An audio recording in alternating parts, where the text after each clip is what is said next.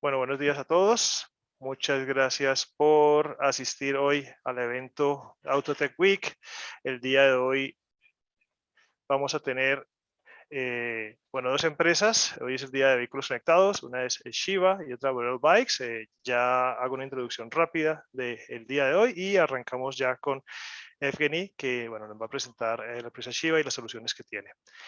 Primero que todo, por favor, tengan en cuenta que tenemos traducción simultánea, entonces los que quieran escuchar las presentaciones en inglés, escogen, como ven en la pantalla, el logo donde dice inglés o English, y lo mismo para español, escogen español. Tiene que estar en algún punto después de los menús que tiene Zoom, debe estar, y si no les sale, si están en un dispositivo móvil, tal vez donde dice más o more, ahí puede salir interpretación o traducción y ahí pueden escoger el idioma. Muchas gracias. Bueno, muchas gracias a todos. Bienvenidos el día de hoy. Como saben, somos la Organización de las Naciones Unidas para el Desarrollo Industrial y nosotros estamos haciendo este evento en el marco de Promotion, un proyecto enfocado a desarrollar y apoyar la industria automotriz colombiana. Y claramente dentro de los objetivos está también presentarle las nuevas oportunidades y las nuevas tendencias de esta industria, y claramente los vehículos conectados son una de ellas y van a ser el futuro. Entonces hoy queremos escuchar de estas dos empresas también por qué están apostando a estas tecnologías y por qué esto podría ser también el futuro para otras empresas en el ámbito automotriz. Como les dije, hoy 29 de septiembre, tenemos Sheeva y Sheeva.Al Bikes. Sin más, arranquemos presentando a Evgeny. Evgeny es el fundador y CEO de la empresa Sheeva. Él es doctor en política de innovación y gestión de tecnología de la Manchester Business School en el Reino Unido y es experto nacional en Estados Unidos de la ISO TC 204, que desarrolla normas para sistemas de transporte inteligentes y vehículos autónomos conectados. Muchas gracias, Evgeny, por estar aquí con nosotros el día de hoy. Hoy veremos una presentación que se llama Monetización de los vehículos conectados con servicios basados en la localización y pagos en el coche o en el vehículo. Sheeva tiene una solución que ayuda a los proveedores y a los fabricantes de vehículos de equipo original a monetizar la conectividad de los vehículos utilizando su tecnología patentada de localización de vehículos con una precisión de menos de 2 metros. Esto está basado en software para automatizar pagos, navegación, anuncios orientados al abastecimiento de combustible, carga de vehículos eléctricos, aparcamiento, para parquear el vehículo, peaje y comercio minorista a través de una sencilla API y sin ninguna infraestructura física. Entonces, esto es realmente muy interesante y realmente creemos que esto tiene bastante futuro. Te damos paso, Evgeny, muchas gracias. Thank you very much, Alan. I appreciate the opportunity to present today to the esteemed audience in Colombia and maybe even some other countries, potentially, if you're invited there as well. It is a great pleasure for me to join from United States, where I'm based and where the company is based. We are, however, global, and the company that is called Sheeva, it is a global company that has representations and subsidiaries in Italy as well, and in India, and soon, hopefully, in Japan. So I'm very happy to share some of the information here about what we see and how things evolve in the automotive industry in particular when it comes to connected vehicles, which is our primary objective and what we have been working on at Sheeva. The company has been founded in 2016, so we have looked into the market from multiple perspectives and currently working with the major OEMs and tier ones as well as service providers to monetize in-vehicle connectivity. So really, when we look into the market itself, and those 4 trends that Unido is hopefully presenting through this Autotech week, that connected, autonomous, shared, and electric, those are the 4 trends that exist or have been named in the automotive industry, or rather in the broader smart transportation industry, in the industry of mobility and mobility services. So when we look at those 4, what we see is that connected and electric are probably the only 2 that are already here. They already exist, and which is why there is an opportunity here to monetize some of that product that is already on the roads inside all modern vehicles. One thing why we focused on connectivity is because every new car essentially is a connected car. or connected vehicle rather, because obviously it does include also trucks and commercial vehicles, and almost all of them have connectivity. The issue with connectivity, though, is it is a cost to auto manufacturers, because when you produce a vehicle, you have to not only put hardware, which is usual, such as modems and SIM cards, but also you have to pay for data to the telecom companies, and obviously companies like Verizon or AT&T and others are very much connecting all those vehicles. The problem that we saw there is who's going to pay for this data, and that is where most of the focus that we have done in our company is to make sure that we can help automotive manufacturers and suppliers to produce a product, meaning the vehicle, connected vehicle, which can be monetizable after the sale of the vehicle itself.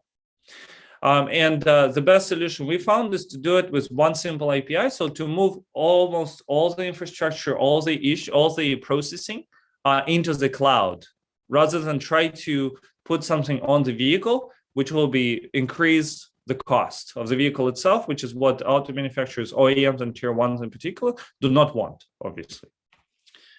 So one of the bigger trends that is happening in today's world is vehicle-based payments, in-car payments. And that is going into multiple directions today, but this is obvious that this is a growing trend, and we're already having more and more of that happening across the world. And one of the things that there is another number that is out, which is $86 billion transactions from the vehicle itself for specifically mobility-related services, such as fueling, parking, tolling, all the other transactions that come from the vehicle itself. This is going to be a big trend that is happening today, because more and more we're thinking about how we can put payments inside the vehicle, because there are so many transactions that happen as we drive. And some of those transactions are directly related to driving, such as fueling, electric vehicle charging, parking. It's a specific thing that is related to, we do it in the car. And therefore, why we should not be using the car to process that payment on our behalf? Why should we continue to use mobile phones? Why should we continue to use cash? Why should we continue to use credit cards if the vehicle itself can almost automatically pay for us? Because the service is happening as we are in the vehicle, and the vehicle is receiving that service. So when we look at the market itself as it shapes as a trend, this is a big global mega trend that is happening today. So what we saw originally when things kind of came from the physical world, going to the grocery store and things like that, into electric world, into online world, then what we saw first happened is e-commerce. So online commerce. And a good example is eBay, Google, Yelp, PayPal. All these companies, they came together with a solution that was in the internet. And what were the problems about the internet? The internet is, I'm sitting somewhere at home. There is very difficult to understand who that is in front of the computer right now. And how do I pay? Because how do I authenticate that payment? So that is where these four core enablers of this market came together. The first being a location, because, the seller needs to know where to ship the goods to the buyer. So a shipping address, essentially. Then you have identity, which is, the computer needs to be somehow protected. Only specific users can access it. And then there is this big element that is called presence. So I need to make sure that if it's me paying, it is a paradigm there, which many of you will be familiar with, is card present and card not present. So when you have a credit card physically in front of you and a cashier can check that this is you, then this is card present, right? It's the owner is there. When I'm paying online, it's very hard to do this, which is why you have card not present paradigm that came together in the payments world, and that is where PayPal excelled so much, right? And now what we're talking about is really moving to the next paradigm shift, which I'm going to talk in a minute, is vehicle present. So if a vehicle is present, that is what authenticates those payments. And then if you think about the last one, which is ubiquitous notifications, this is where the communication between the seller and the buyer needs to happen. Another example, mobile commerce, Uber, right? Or other ride-hailing companies. What you have there is it knows your location, it knows who you are because it's your phone, it knows you're present there. And then when the driver arrives, it communicates with you over push notifications and so on through the app. So that's how the connection happens, and that is what enables this mobile commerce market. What we have today is we're moving again into this next paradigm, a mega trend, which is enabling those services and vehicle-based payments by using the location of the vehicle, the identity of the driver inside the vehicle, the presence in a given context.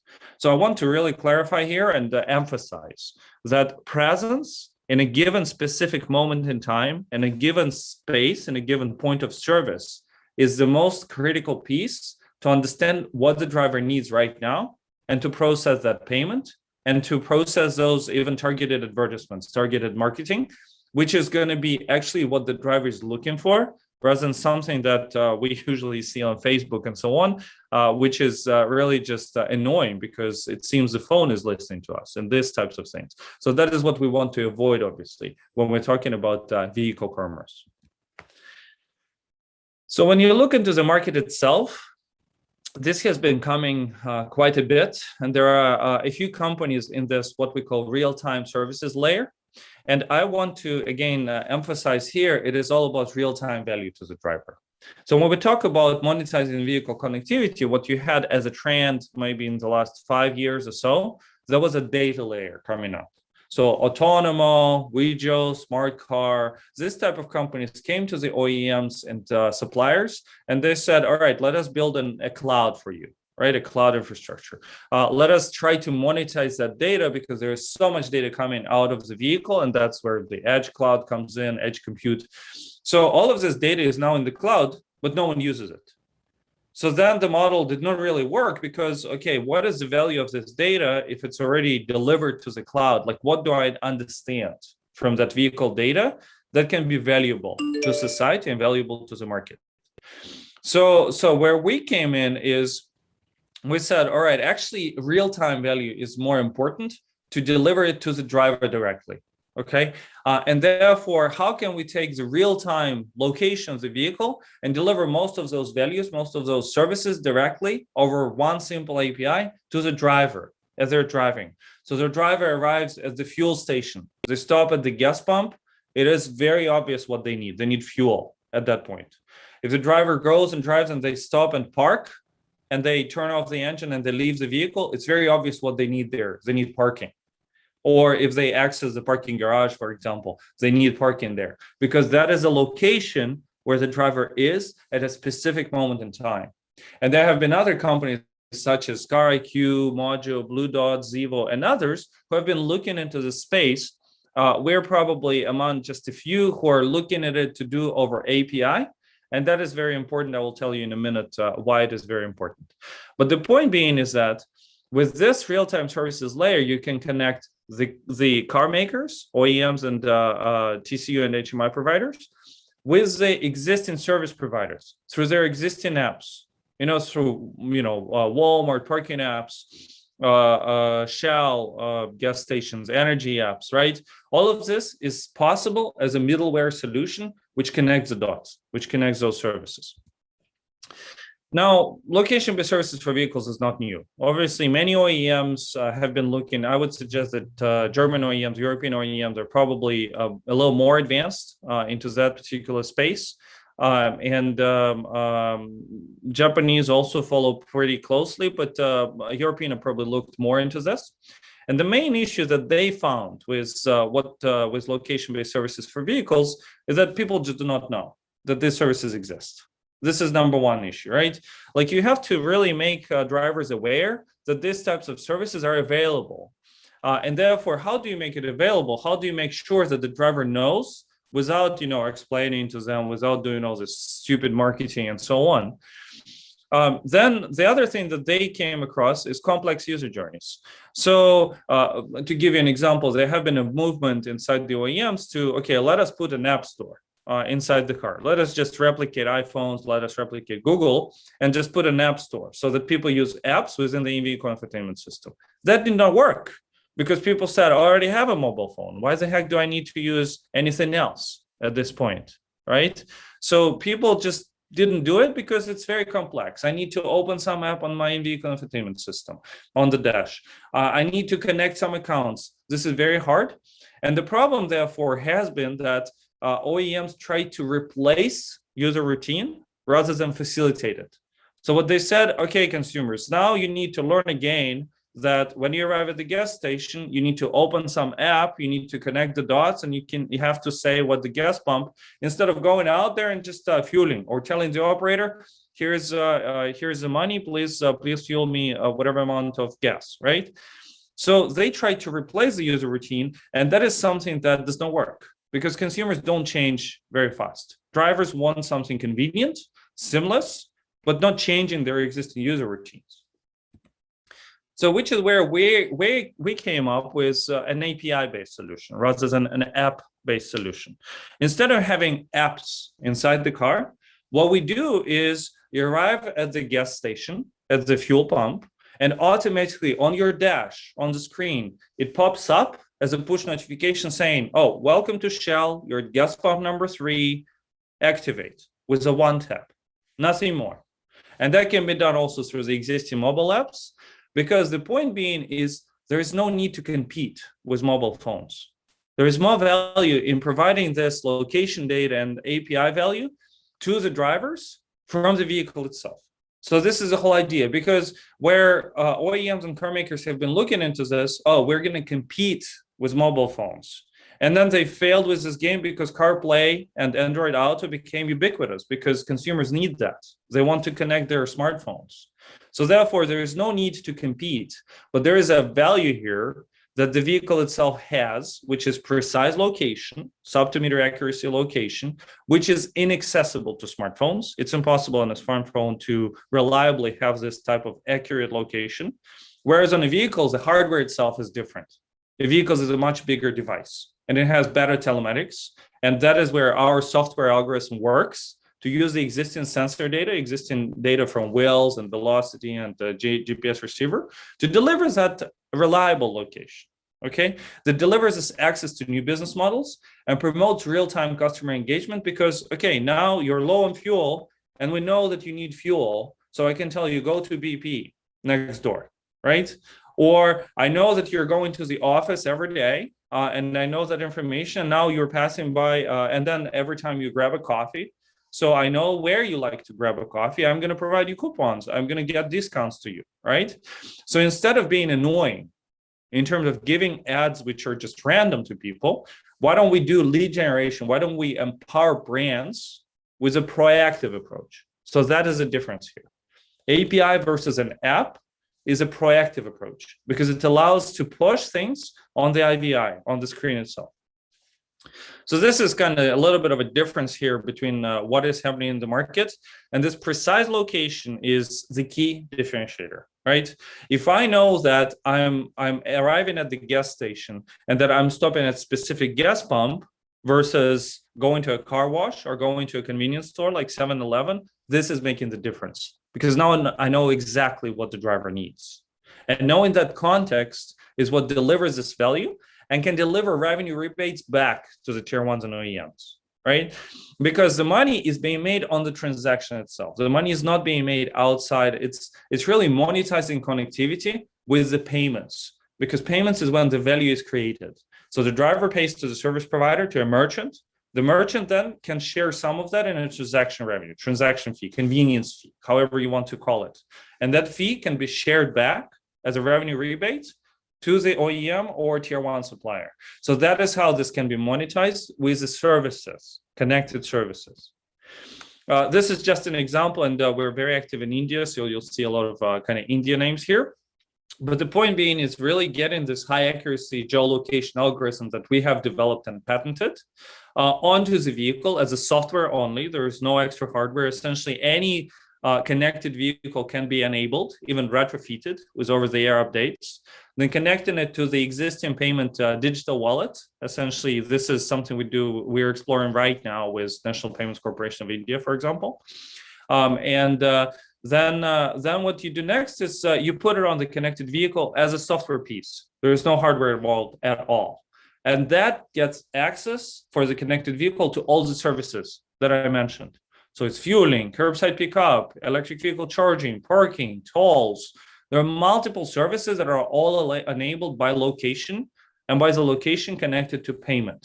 Those are the two pieces that are together, and therefore they deliver this value to the drivers. Now, just in short to say here, so what we do is we do automatic contactless payments. We do enhanced geolocation and last mile services. So again, this is a big value of location itself. And then turning the vehicle into a digital wallet. So that is delivering that value there. As a result, what you have there is, and that is something where we had some initial discussions with Latin American operators, is parking. It's parking finder, because this is the biggest pain of car ownership, as we know. Finding parking. And 95% of time, we don't drive the vehicle, we actually have it parked. And therefore, with our system, because we know exactly when the vehicle comes in and when they leave the parking garage, or when they arrive at a public space on the street and when they leave that public space, that is delivering value to understand among the connected vehicles, what spaces are available. So it can actually guide you to parking, right? And one way of how I like to describe it, it's a dynamic real-time navigation. Right, where what you have there is people going there, and then you tell me, oh, I'm going to this restaurant, I don't know, in downtown Bogota, right?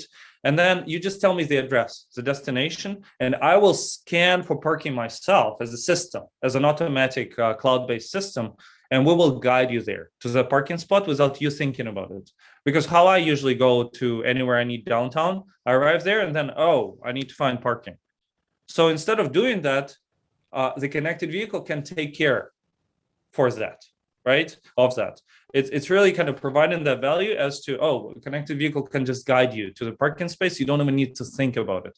So again, instead of replacing a user journey, you facilitate the user journey. You help the consumer drive more seamlessly. And that is what connected vehicle can do to the driver.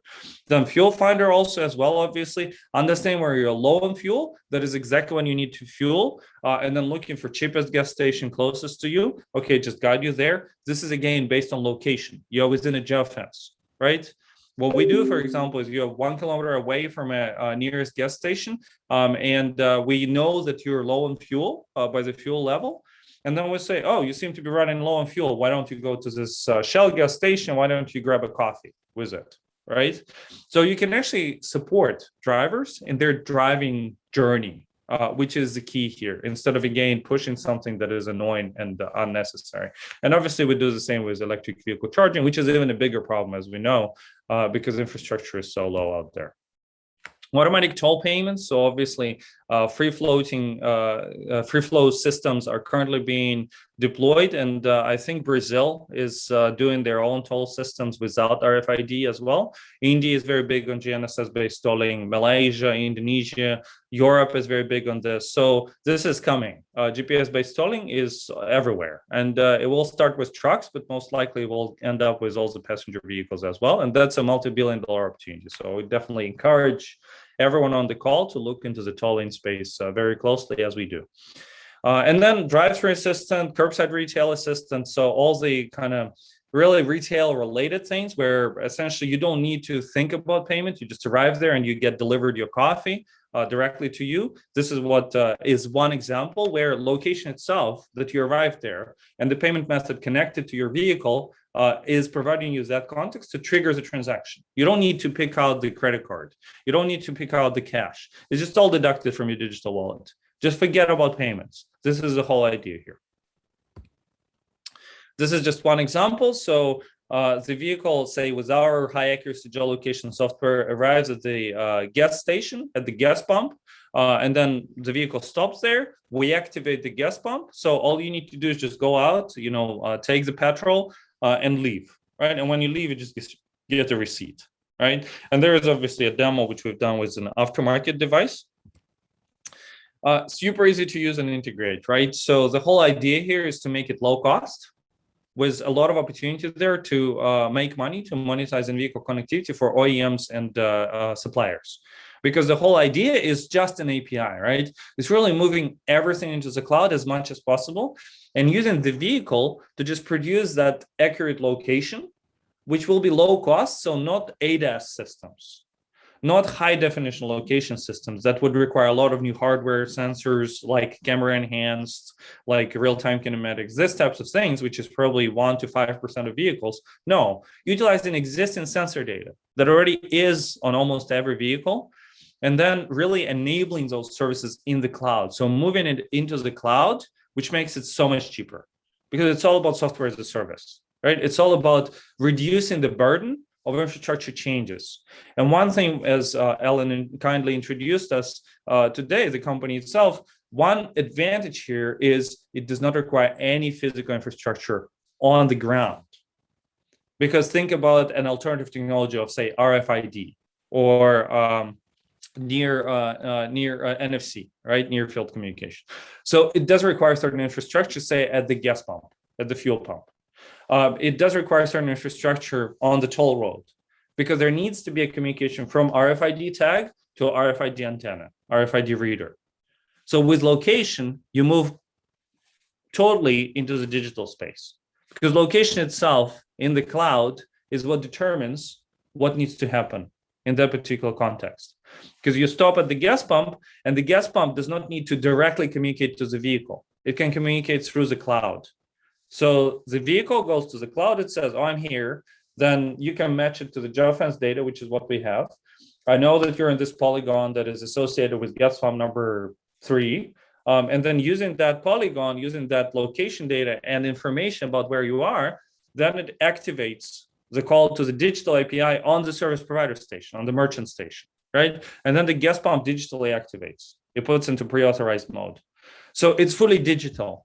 And this is probably a little more detail here on the data flow itself. So you have the geolocation algorithm on the vehicle. It provides this precise and accurate location up to the gas pump accuracy, up to the parking space accuracy, up to the toll lane within the in-vehicle infotainment system. So that location data, for security reasons, it transfers to the OEM cloud. Then we grab it, and that is what triggers those events. So say you're low on fuel, and we can navigate you through the existing infotainment systems, IVI, to the nearest gas station. You're at the gas pump, and then payment authenticates at that point, because we know the vehicle, right? Payment API authorizes the payment, energy company activates the pump, you refuel, you go, payment settles on invoices. So that's it. That's the whole process. And all of this, what's most important is no consumer sees Sheeva. Consumer sees, oh, I'm driving a Volkswagen, I'm driving a BMW, I'm driving a GM, right? It does not matter, but they do not see us, because all of this is happening behind the scenes. It's all in the cloud. It's all the API. It's all digital, right? What the user, what the driver receives is just the service, nothing more. Because the driver does not really care about all of this. They only care about, I'm at the gas pump, I want fuel. That's it. I'm at the parking spot, I want parking. I want to pay for parking. I am at this restaurant, I want food to be delivered to me. That's all the consumer cares about. And that is what we're trying to deliver here with the lowest cost possible and as easy as possible. So this is just a quick comparison. Obviously, one thing which we are focusing on technologically is urban canyons, because say driving in city center, probably all of you know, is very hard from location perspective, from GPS, because the signal is reflected off the buildings. And therefore, we're utilizing other sensors in the vehicle. It's from the wheels. On aftermarket devices, we can use inertial navigation systems, so such as gyroscope and accelerometer. So that is how we deliver this more accurate, more reliable location in more probability there. This is just an example of what we've done in Detroit with a tier 1 supplier, major tier 1 supplier. So this is white dots is raw GPS, and blue line is what we actually deliver there as an accurate location using just the vehicle data, right? So again, it's software based. There's no hardware involved. This is just an example of how it works as compared to raw GPS, and how the trajectory is actually much, much better. And this is actually, as we found out, that it also has a specific dead reckoning value as well, almost within 5 meters, right? So you actually can see that the location, even within a parking structure, using just the sensors of the vehicle, right? Just the wheels, just the velocity data, just a few other things from electronic stability program, it delivers you the good location, even within the garage itself. And with that, I very much appreciate your time today, and very happy to answer any questions as well. Thank you.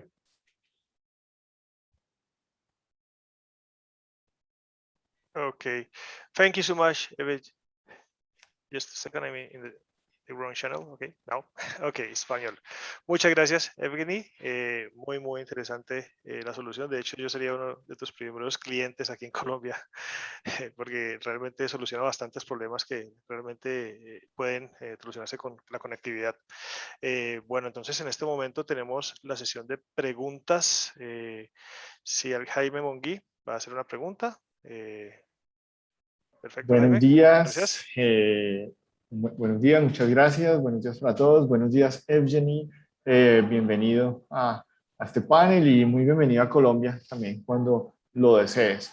Tengo una pregunta y es que las funcionalidades de esta solución son muy interesantes incluso para ambientes como caóticos como los de nuestras ciudades de Latinoamérica y como lo mencionas han sido puestos a prueba en algunas de ellas. Basado en eso, esas capacidades necesitan redes 5G o redes de versiones anteriores las pueden soportar.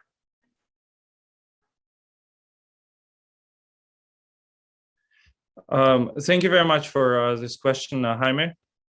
Actually, connectivity is not so much the only reason for connectivity here. It can be anything. We, for example, use IoT standards. So the standards that have been developed in multiple countries, LTE category M1, that is one standard, which is called machine-to-machine IoT connectivity. In Europe and in Asia, it was also NB-IoT. So 5G by itself is not required. Where I can tell you where the issue has been as we worked with some companies, especially in big cities like New York, right? Where a good example is car sharing company. So what happened there is pockets of no connectivity. So that is a bigger issue.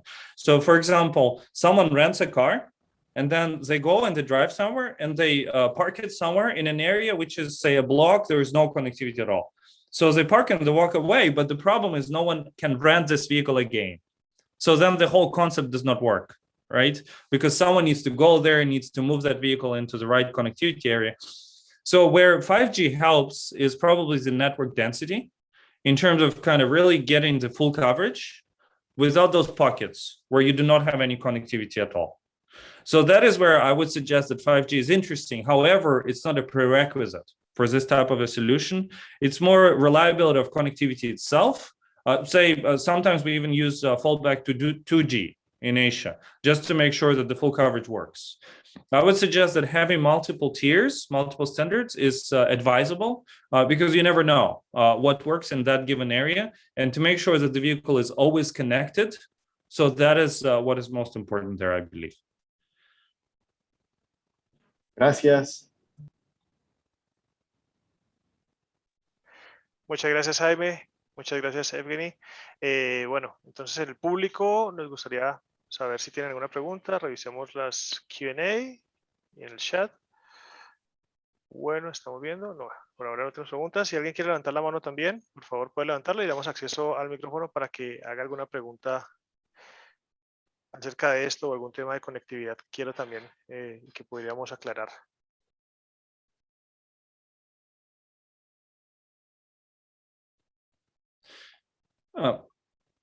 Maybe Alan, as we wait for Q&A, let me just add a couple of things specifically what I would think about Colombia and what automotive sector would be doing there. One thing is obviously there are certain things in Colombia itself where these types of services will be interesting. And World Bank has been looking also to support some of those opportunities there in their transportation division. And that is because you don't have, not all the people have smartphones, right? So how do you deliver certain things without apps, without all this ubiquitous dissemination of the most expensive phones out there in the market? And that is where the vehicle itself can also be better, right? It's really trying to make sure that you can deliver to all population, rather than only to the people who have kind of money to buy more expensive vehicles and more expensive phones as well, right? So that is number one. Number two is there is a big value here for suppliers, because if you do work with the OEMs on the side of the supplier network, then if you are looking to deliver software solutions to the OEMs, then they're looking for this type of API driven, right? Easy, low cost, easy to integrate. So they're looking for this. So software is where I believe all the automotive manufacturers and suppliers in particular are moving right now, because you don't really make a lot of money on hardware anymore because it's kind of plateauing as it grows. So software is where I would just generally encourage everyone to look into. This is just one example, what I presented here. But generally everything around in-vehicle infotainment system, everything around enhancing Google Automotive Services. So that is where everyone is really interested in diving deeper right now. Vale, perfecto. Una pregunta. Sí, una pregunta. De los servicios que tienen ustedes, hay servicios para temas de peajes, para parqueo, para estaciones de gasolina. En países en desarrollo, ¿cuál sería, digamos, el primero que podría tener más opciones para arrancar, para poder iniciarse? Yeah. Y los otros que tienen, ¿no? Solo te dije tres que, bueno, como ejemplo, pero de todo lo que puede, opciones que hay, ¿cuál sería la inicial en un país en desarrollo como Colombia o Latinoamérica? This is an absolutely great question, because we are doing this in India, which is a huge, also developing country. And I can tell you that fuel use case is the top priority in most countries, because every car everywhere in the world needs petrol or diesel. So this is the most ubiquitous use case, which is just like directly. You can integrate it anywhere and people will see value. Automatic payments for fuel, automated experience, easier fueling is where you see the value right away. The other thing, which at least I've seen as being part of the parking industry in Latin America, parking is also big, for example, right? In developing world. So because it's not easy to park, right? It's a lot of vehicles. It's kind of disorganized as well in some cities. So parking is an interesting example. It may be a little harder to launch in developing countries, and actually it's harder to launch in developed countries as well in the United States, because it's fragmented. The parking market is very fragmented. You have everyone is kind of owning one garage, and then another one is owning, the city is managing the city parking. So it's not easy. But parking is another one where we see a lot of opportunity. Where I would encourage everyone to look into, though, is tolling. GPS-based tolling, GNSS-based tolling, it's a huge market opportunity that is coming. That is my strong recommendation. Now, it may take 3 to 5 years to shape, but it is billions and billions of dollars into that market. And in Latin America, I know Brazil for sure is very much starting this very strongly. So I would definitely encourage looking into that market a lot. Bueno, Evgeny, pues muchas gracias por tu respuesta y por tu participación el día de hoy. Me parece una solución excelente y que realmente soluciona bastantes problemas que realmente incluso yo en el día a día tengo. Yo intento andar normalmente sin dinero y tener siempre pagos con tarjetas, y a veces me encuentro sin gasolina y también sin efectivo. Y bueno, esos son temas que pueden solucionar todo esto. Pues muy bienvenido. Si tienes algún interés en Colombia específico o hablar con alguna entidad en Colombia, pues podemos hacer el puente, como ya lo hemos comentado anteriormente. Claramente nos interesa implementar nuevas tecnologías en el país y también atraer empresas que tienen algún interés en la región y en el país para que evalúen las oportunidades y podamos avanzar en estos temas en la región. Bueno, muchas gracias a todos. Nos encanta ver, hemos tenido 120 participantes constantes y esto pues, es muy bueno para estos eventos. Ayer estuvimos más o menos por el mismo número de participantes y bueno, normalmente tenemos unos 50, 60, pero estos eventos de Autotech han sido muy, han tenido mucha repercusión y hemos tenido mucha gente interesada.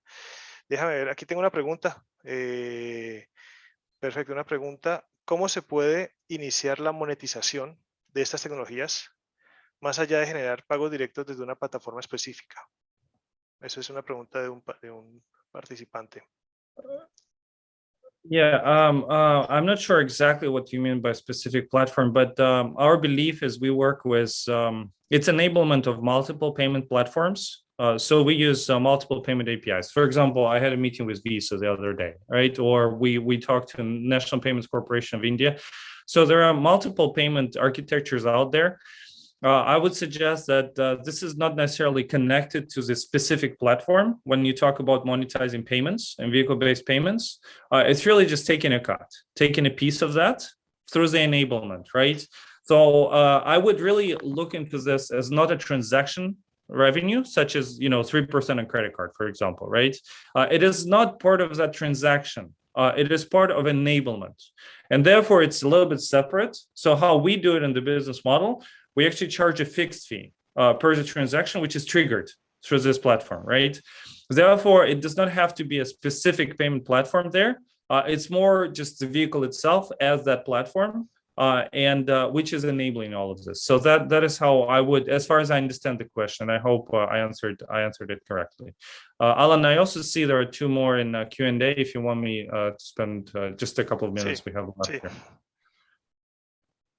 Bueno, tenemos unos 3 minutos. Ahora a las 10:15 sigue una empresa, pero creo que con este tiempo podemos responder una pregunta de las dos que tenemos aquí, que ya la tengo ya la escogí. Dice, de acuerdo a lo que planteas, todas esas soluciones están orientadas a vincularse con sensores que incorporan los vehículos actuales. No necesariamente tienen que ser vehículos nuevos, conectados o siempre conectados. Entonces, ¿cómo sería posible implementar estas herramientas si Colombia tiene muchos vehículos obsoletos o de alta obsolencia? ¿Sería por medio de OBS o cuál es la forma de comunicarse con los sensores del vehículo actuales, los que no son conectados? This is a perfect question. I have a slide to show just really quickly. Give me 1 second. I'll open it. Okay. It's a different deck. Okay, let me just. Because we actually deal with existing telematics providers, and we have our own onboard unit as well to deliver the services. Okay, the slide is this one. Okay, let me just share real quick here. So there are 3 ways of distribution of this value, right? So what we do is, what I mentioned to you in the presentation today is really the integration with the OEMs and tier 1s, and that's direct on the connected vehicles. And I fully agree. I mean, the average age of the passenger vehicle in the United States is 11 years old. So obviously you'll still have a lot of not connected vehicles, right? So for those, what we do is we have our own, say in India, we're doing this also, is onboard kind of retrofitting, onboard telematics device. And we're trying to offer those for free to consumers so that we can, because the monetization happens on transactions, right? It's all just the enablement. And then the other option is there are existing telematics providers. So those are usually kind of usage-based insurance and stuff like this. So what we can do is we can just implement the software improvement on top of those. And that is how this is addressed. But there are 3 ways really. And in developing world, all 3 ways. And I agree with you that it's actually not only developing. In the United States, the same problem. Like retrofit option is actually it's important, right? Because then you have coverage of all the vehicles. And one more thing, which as far as I did not have time to translate, but the other question there, if I have 1 minute, is it's not really only for big cities. It's actually, it depends on it depends on like you can deliver it to multiple use cases that are outside of this. I can tell you even more, like we're looking now in a space of asset management, and that can be for agricultural vehicles, right?